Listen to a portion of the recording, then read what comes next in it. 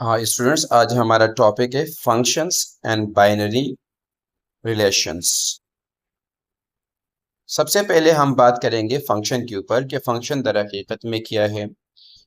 अगर हम एक फंक्शन को कंसीडर करते हैं एफ, और ये फंक्शन ए से बी में है, यानी a function f A goes to B है, so it is a rule, it is a principle which assign to each x belong to A. यानी अगर आपके पास एक सेट ए है, मिसाल के तौर पर 1 2 3, तो एक्स का ताल्लुक अगर ए से है, a unique element y in B, तो ये y को असाइन करेगा सेट b में। अगर ये सेट a है और ये सेट b है, मिसाल के तौर पर a b और c है, तो ये ऐसा पॉसिबल होगा कि 1 जाके इसको असाइन करेगा, 2 इसको करेगा और 3 इसको करेगा।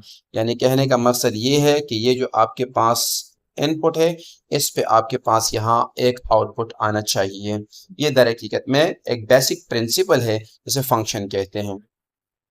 यहाँ पर ये जो हमारे पास सेट ए जिसको मैंने नाम दिया है, इनके सारे जो एलिमेंट्स है ये इनपुट कहलाते हैं, इनपुट। और ये इनपुट दर हकीकत में क्या है, ये है डोमेन। और ये जो हमारे पास है ये है आउटपुट, और ये कहलाता है को डोमेन। सो ये हमारे पास डोमेन और को डोमेन की बात भी हमने कर ली। अब हमारे पास है the elements y is called the images of f it x और the value of it x, we write this. यानी y दर हकीकत में बराबर है f ऑफ x के, और ये दर हकीकत में किसके बराबर होता है, यानी इस केस के अंदर तो ये a b c के ही बराबर है। यानी यहाँ कोडोमेन और रेंज बिल्कुल एक जैसा है, लेकिन ज़रूरी नहीं है कि सब में ऐसा ही हो। इसको आगे हम एक्सप्लेन करेंगे। The set of all images is called the range of the function. जितने इमेजेस बनेंगे वो दर हकीकत में रेंज कहलाएगा। आइए देखते हैं इसमें इन सारी चीज़ों को एक्सप्लेन करते हैं स्टूडेंट्स। यहाँ अगर हम देखते हैं तो ये 1 2 3 4 5 6 और 7 ये मेरे पास डोमेन है, ये सेट ए है। और ये जो मेरे पास ए बी सी डी ई और एफ है, ये हमारे पास दर हकीकत में कोडोमेन है। लेकिन यहाँ पर अगर हम देखते हैं तो 1 2 3 4 5 6 7 ने यहाँ पर कुछ इमेजेस दिए हुए हैं, यानी ए बी सी डी ई और एफ। तो स्टूडेंट्स, ये जो सेट ऑफ इमेजेस है, यानी जो हमने एक्सपुट किया है, इन किया है, इनपुट दिया है, उस पे जो y की वैल्यू, ये वाली वैल्यू आई है, इसका सेट दर हकीकत में क्या है, ये दर हकीकत में हमारे पास रेंज है। और जो इनपुट जितने वैल्यूज है वो हमारे पास डोमेन है। तो यहाँ पर ये हमारे पास डोमेन यानी 1 2 3 4 5 6 7, और कोर डोमेन मेरे पास A B C D E F है।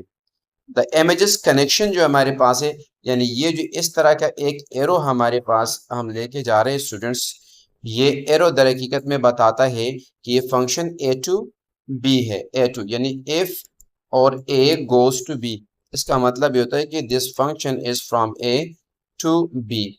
और यहाँ पर ये एरो यानी 1 से ए, इसका मतलब ये हुआ कि 1 इनपुट करने पे जो हमारे पास इमेज हासिल हुआ है वो दर हकीकत में ए है। ये पूरा मैपिंग कहलाता है।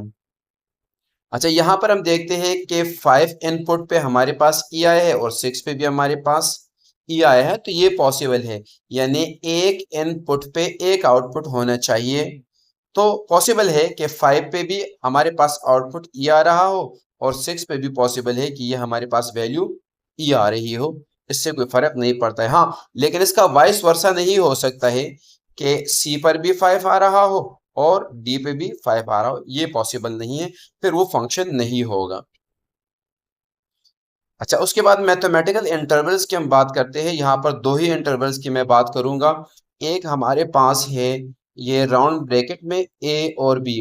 स्टूडेंट, इसका मतलब ये होता है कि ये कहलाते हैं ओपन इंटरवल। तो ओपन इंटरवल में न बी काउंट होगा और न ए, यानी ए और बी दोनों काउंट नहीं होंगे, बल्कि इसके दरमियान में जितने एलिमेंट्स मौजूद होंगे, जितने रियल नंबर्स मौजूद होंगे वो काउंट होंगे।